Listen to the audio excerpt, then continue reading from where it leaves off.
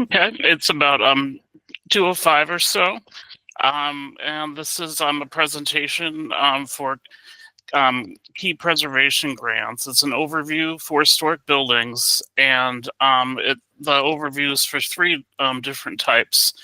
It's conditions assessments, historic structure reports, 2 construction documents, and 3 construction work. My name is Ryan Maciej, and at the end of this presentation, there will be a question and answer session, and John Beatty is kindly here to answer the questions. There he is, waving. For his counties, because the counties are separated out, and that way you'd be able to actually talk to somebody who's in the county that you're located in. So to get started, welcome. My name is Ryan. I'm one of the 2 design reviewers, and this is my email address. My first name Ryan, R-Y-N, last name M-A-C-I-E-J, and then at mnhs.org, and then John Beatty, john.beaty. And we are both part of Local History Services, and we are also we also assist with the various grants programs that are part of the Minnesota Historical Society. And in this picture arrangement, you see some of the different projects that have been legacy grant projects or other kinds of projects that we have had administered. Up on the top, that's actually Faribault, and Faribault is a Main Street community, and we actually do assist to some extent with Main Street as well.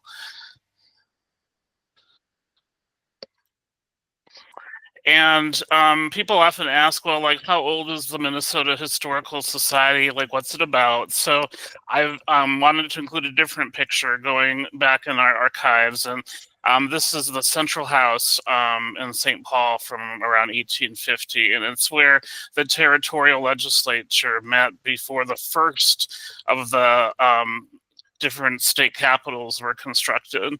And you can see from the information also on the screen here that we were founded 9 years before the state of Minnesota was created. We were founded in 1849 by the territorial legislature, and we served to help Minnesotans understand their diverse state, whether it be the architecture of the state, archaeology of the state, certain kinds of records or objects that might be in the collections. And it is a nonprofit historical society, and we receive funding from the public tax dollars and also from private donations.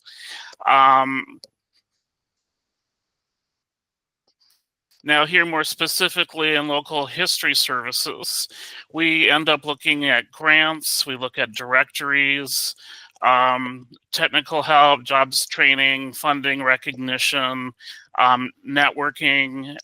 We actually do site visits to some of the different locations to see how we might be able to be of assistance. And here are two of the other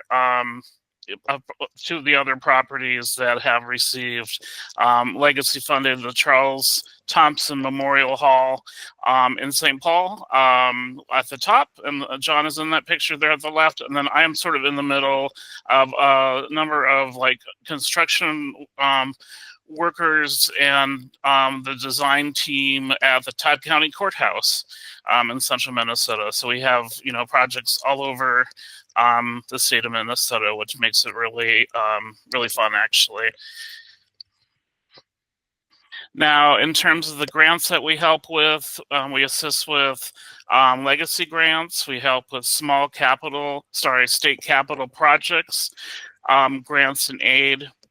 And then we also help with appropriations. And here up on the top is a picture of the Minnehaha steamboat being restored. That was one of the passenger ferries on Lake Minnetonka historically. And then it had then been tanked and then brought back up in the 1980s. And then on the bottom, there's a picture of John at this great, really beautiful lakeside pavilion that's in Gaylord.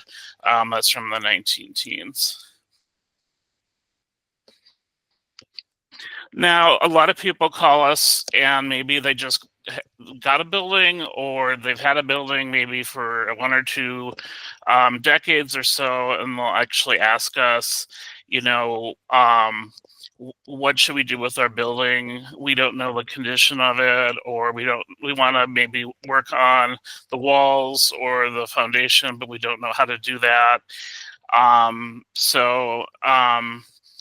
This is kind of a key reason why we created this presentation, is because a lot of the questions end up falling here into this 1, 2, 3 process. It sort of goes, as you can see, from left to right, the primary color scheme, those 3 colors. And there you can see on the left the conditions assessment or historic structure report. And we'll talk about each of those, and then the construction documents. And then on the right-hand side, the actual work that is generally the last step of that process. Now, each step builds upon the former, and then each step ends up informing the next step. The steps evolve from pre-development, like the conditions assessments and historic structure reports, and construction documents, to development, the construction work for architectural and engineering projects. And there actually are certain types of landscape architecture projects, like if a person has landscape on the National Register and they're looking at restoring it to a particular time period, that can be eligible too. So the conditions assessment or historic structure report indicates how a building is doing in its most urgent repair needs. The construction documents illustrate the work, and then the work is completed by the construction work itself. So, for instance, with a conditions assessment or historic structure report, it might indicate why a new roof is needed. There might be holes, lost shingles. Expressing replacement is its maybe most urgent need.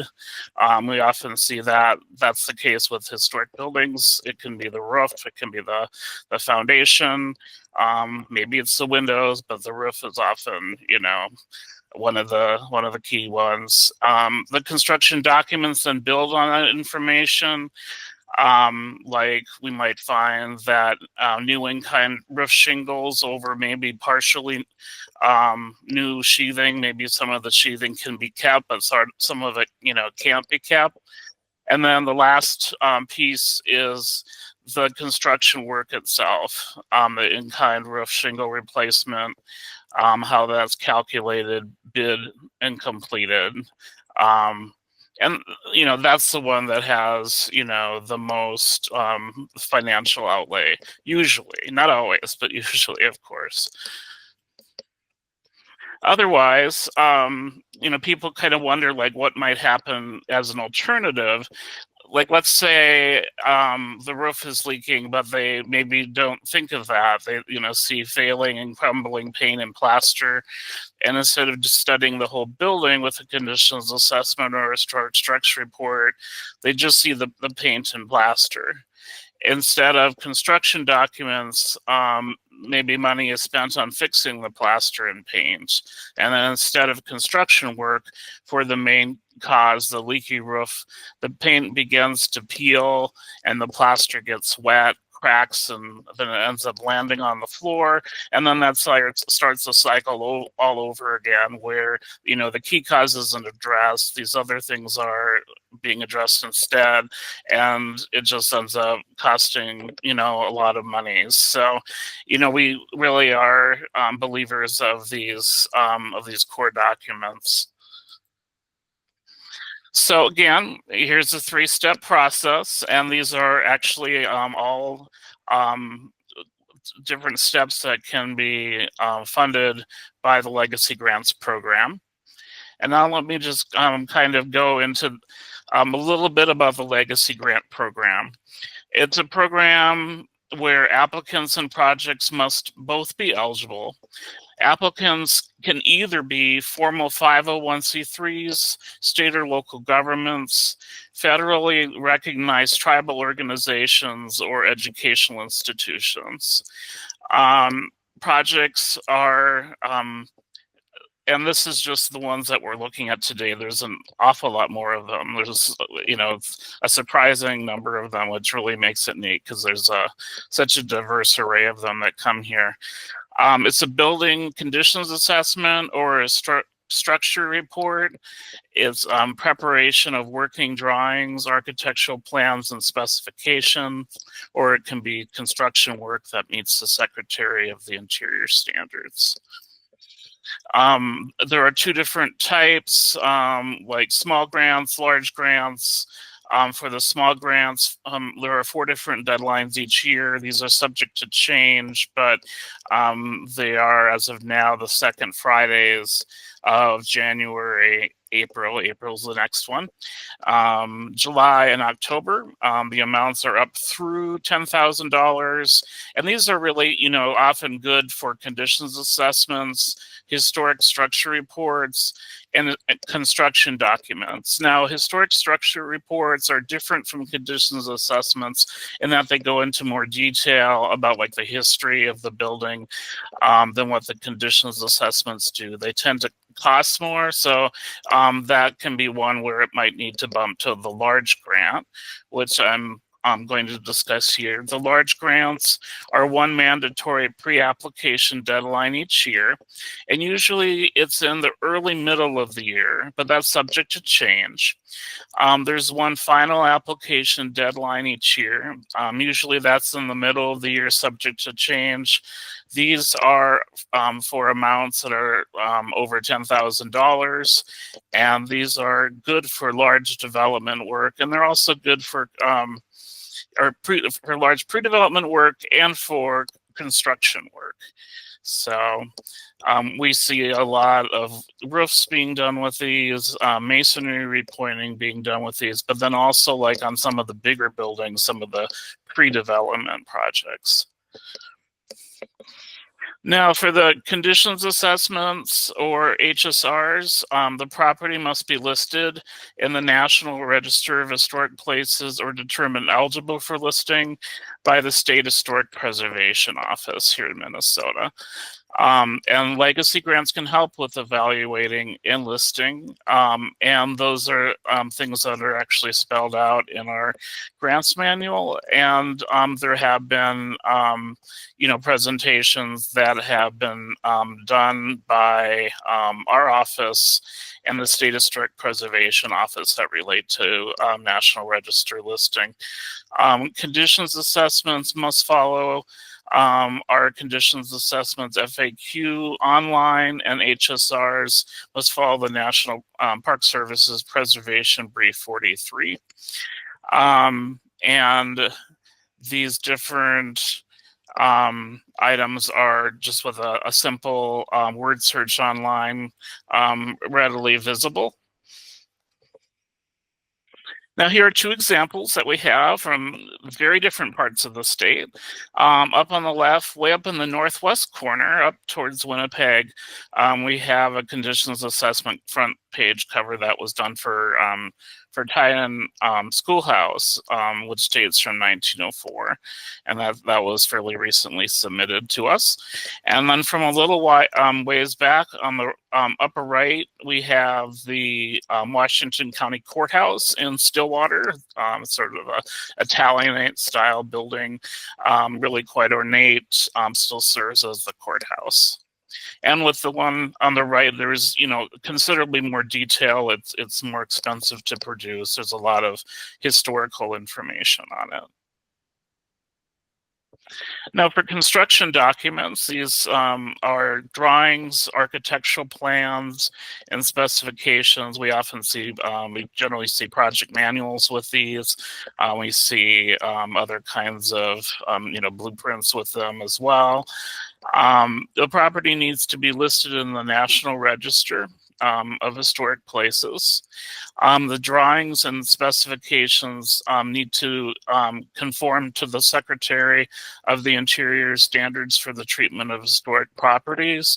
And then they also need to be completed by an historical architect. And in terms of the Secretary of the Interior standards, there's four different treatment standards: rehabilitation, preservation, restoration, reconstruction. And we actually do at our YouTube webinar site have that one posted from a ways back. So you can actually look up information about the four different standards and examples in Minnesota as well. So as an example, this is one from Carver County. It's construction documents for 3 buildings at the Peterson Farmstead. And this just kind of gives you a little bit of an overview of, in this case, it's elevations of some of the building work that's proposed. Now, the final of the 3 is the construction work, meeting the Secretary of the Interior standards. The grants requirements are that the property needs to be listed in the National Register of Historic Places, or with a capital grant, be National Register eligible. Work must have construction documents and have involvement with a historical architect. The work must comply with the Secretary of the Interior standards, as mentioned. And then there is, here in Minnesota, of course, the prevailing wage laws. So the compensation actually, the firms needs to follow that law set established by the Department of Labor and Industry. And this one's actually fairly close to us here in St. Paul. It is the St. Clement's Episcopal Church Masonry Restoration. These pictures were from last summer, and they ended up repointing limestone. Ones that had failed were replaced in kind, and that kind of work. And yeah, it's really interesting to see this project in stone from a fairly nearby location. So, at this stage, in terms of overall tips, planning ahead when applying for the grants can really help make the endeavor more successful, ensuring that the organization and property are eligible for the grants program. Looking at the property's project strengths and how it can uniquely preserve and enhance access to the Minnesota's cultural legacy. And, those are things that we look at when the grant applications come in. So I think, if one kind of has that thought, in their mind early in the process, that really can help things a lot. And then also sort of looking at right sizing grants requests. For instance, if there's a conditions assessment, if that's something your organization can fund, but maybe you need financial assistance for the construction work, looking at saving the grants requests for the construction work stage might be, a way to do that, so that, we, see maybe one request instead of a number of requests.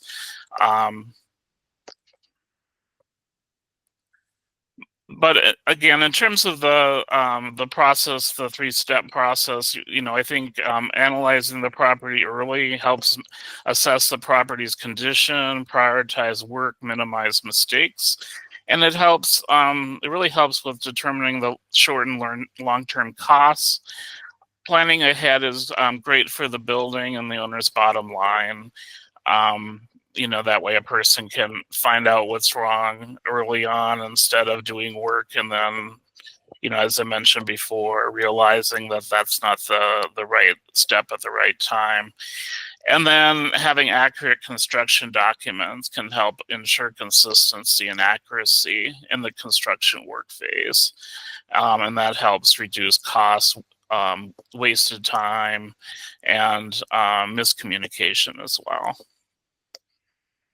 So, like for future presentations, we are looking to have presentations that will further describe each of these steps and give additional tips. The first, of course, pertaining to conditions assessments and HSRs, the second, construction documents, and then the third, explaining the construction work process. So that there's, sort of in our webinar library, a little bit more information on these types of grants, because they are the kind that we see, in small grant rounds and large grant rounds, definitely. And just a short note about capital grants, since they were briefly mentioned, they're not currently available. They are a type of grant that are available when there's funding that is actually allocated for them.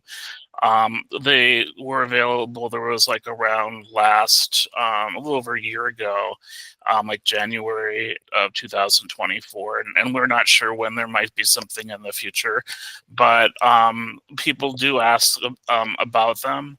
And it's something where applicants and projects must also both be eligible. Applicants are states or local governments, or you can also make sure that you need to plan ahead for having a one-to-one financial match with these too. So that is one of the types of things. And we've had these off and on over many years, so hopefully there'll be something like these again. For the projects, these are ones that do not need to be national register listed. They just need to be determined eligible by the State Historic Preservation Office. Now, one key difference between these and the legacy is that these are only for construction work. So the applicant must have construction drawings for the proposed work, and we ask that people plan ahead. Now, they could certainly look at doing legacy for maybe a conditions assessment or something else, and then at a later time looking at doing capital grants. But yeah, we see work for roofs, maybe masonry repointing that comes from county governments, local governments, those kinds of things. So with that, that concludes the presentation, except for the questions and answer part. Here are a number of websites that we find are very popular with our applicants and our grantees, pertaining to local history, grants, and so forth, the manual, which some of us have been here quite a number of years, and we're going back to the manual frequently. The specialist directory, it's a nice resource for non-vetted preservation specialists in the state of Minnesota and beyond Minnesota. And then that the place for YouTube preservation webinars as well. So with that, I don't know if there might happen to be any questions. Hi, Wendy. It looks like you have a question. I do. So I'm going to put the hand down here. So we have one building left to restore out at the Peterson farm, and the construction drawings were done. So the next, of course, is construction. So this is a two-part question. How long are the construction drawings good for before you would require new ones? I don't expect that anything has changed, but it is a question I'd like to address. And then the second part is because we have worked with a lot of different craftspeople over the years, and I know there's this a line there that you have to go out for open bidding again. I think it's 5 years, or is it 3 years? I think I might save the bidding question for someone in grants administration. But in terms of the construction documents, we just ask that they're up to date, so that what happens is like an architect can look at them and just do whatever little details might need to be updated, and then they sign off with the current date. Yeah, and I can think of a number of ones, some going back 20 years, and it's just like we need to have them, more recent than that. What date do these date from? I think they're, I'm going to guess probably about 3 years old, 4 years old. I Okay. don't see any visual change, but it is something that there's a lot of little things you can get caught on, and that's one of them that I want to be aware of. Is it just when we see a change, or maybe just as a good idea after so many years that we have somebody out there and say, hey, it's all the same, and then have it documented? Well, in this situation, I think that it would be great to have a historical architect, if you happen to have the same one, look at the resource, see if there's any changes. 3 to 4 years, of course, is a chance for, as quite a few things can happen. But the nice thing too is that if it's that up to date, then you're really, competing like to like with the other applicants who may have just generated their documents. And sometimes those little things are big things in the end when you're competing. Yes. Yeah, sometimes. It just allows us to make sure that we're really looking at where the resource is at now, and that kind of thing as well. And contractor time period?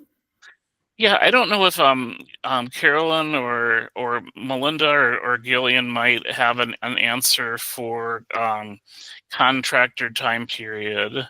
I'm sure it's in the manual too. Yeah, it's just I happen to notice that. Oh, there she is. Hi, Melinda. Yeah. Hi. Do you want to repeat that real quick? Yeah. So when you're working with a contractor, and obviously we just finished the house last June, so not even a year ago, and we worked with quite a few contractors that we really like, and we would like to continue that relationship with them. But I know there's a line there where you have to go out for open bidding again. But I don't remember, was it 2 years, 3 years, 5 years? And I know that changes. So I guess I'd like updated information. I think it's 5. I'm pulling up the grants manual right now. It hasn't really changed in a while.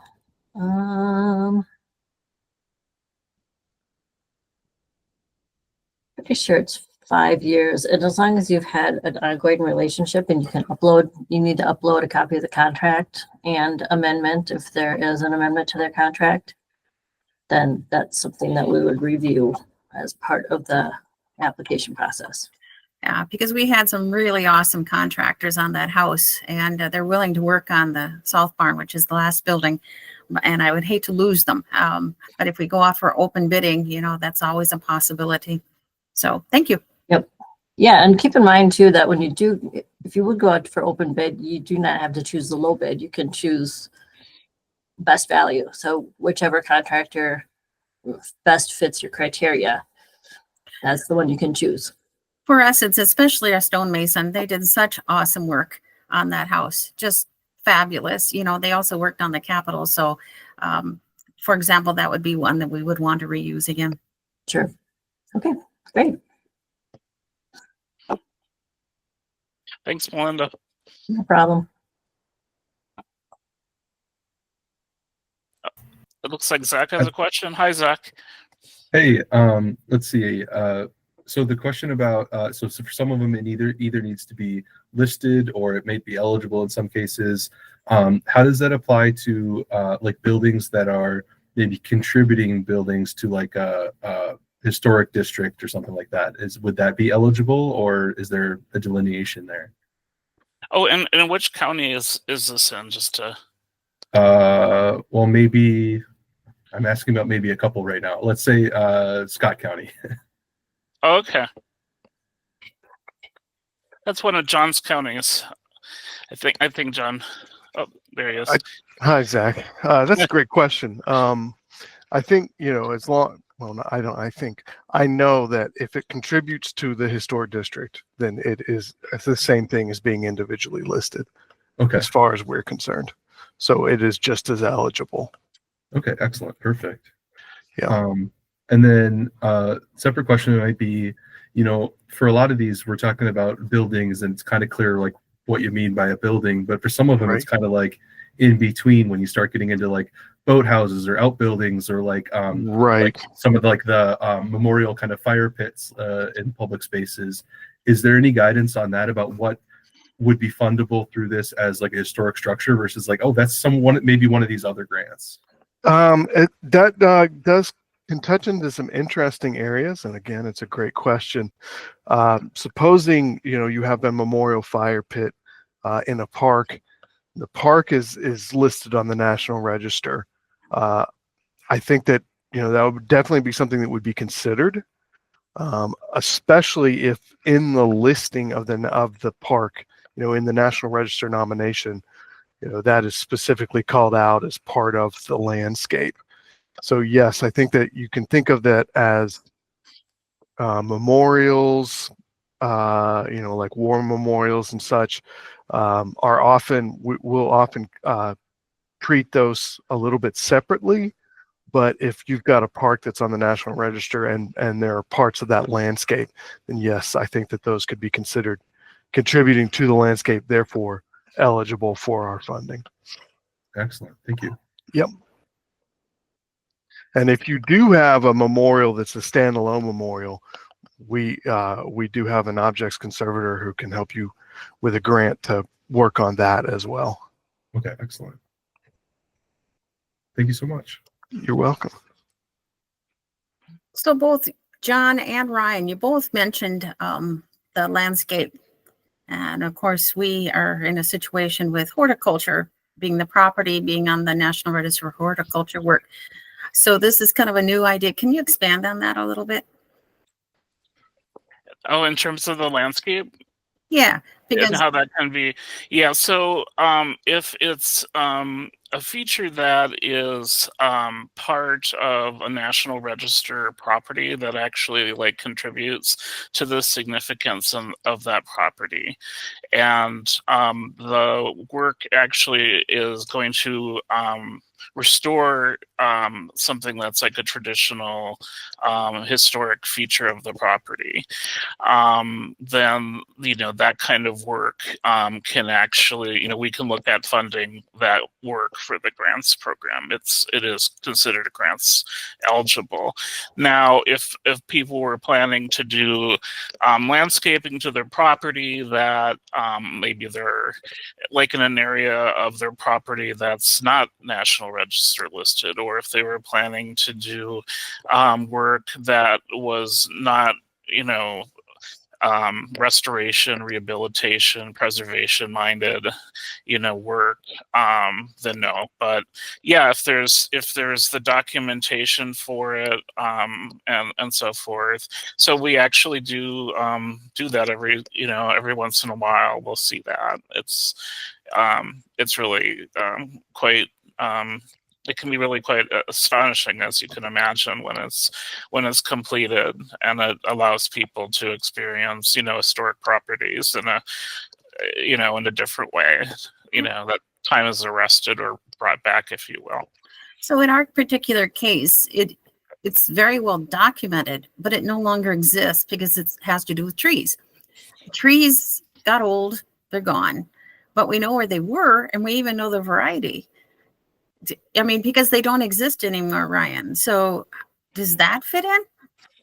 Yeah, it can be like the restoration of a landscape feature, and you're also certainly welcome to like send like an idea to me, or we can do like a virtual meeting regarding that, and see if, there might be enough information available to see if some type of like a restoration of landscape features that are historically accurate and so forth is appropriate. And we look at, the National Register nomination and the period of significance and what you're trying, to accomplish in the landscape. Thank you. I mean, that's a great question, Wendy, and I'm very interested in that. And I'm sure, thinking about apple trees for Peterson Farm, but I'm wondering, Ryan or John, can you provide maybe like an example or two that would be other projects like that? Off the top of my head, I don't have any where we've, it's thinking specifically about trees or other plantings where we have funded the planting as part of a landscape restoration, but that doesn't mean it's not possible. And then other things other than plantings, as far as if you knew like the location of historic outbuildings or something, that would be a similar project. I think so. I believe so. Yeah. As part of that landscape. Yeah, I think you would be looking at the overall landscape. Trying to think. I've got one project that's a possibility, but I don't think they're actually restoring or reconstructing any structures at this point. So I don't have any examples. Okay. Well, that brings up a very good question, Zach, going back to you again, is that we have photos from 1877 and 1885 showing that there was a carriage house there, which we would like to rebuild, but it's not really restoring anything because it doesn't currently exist.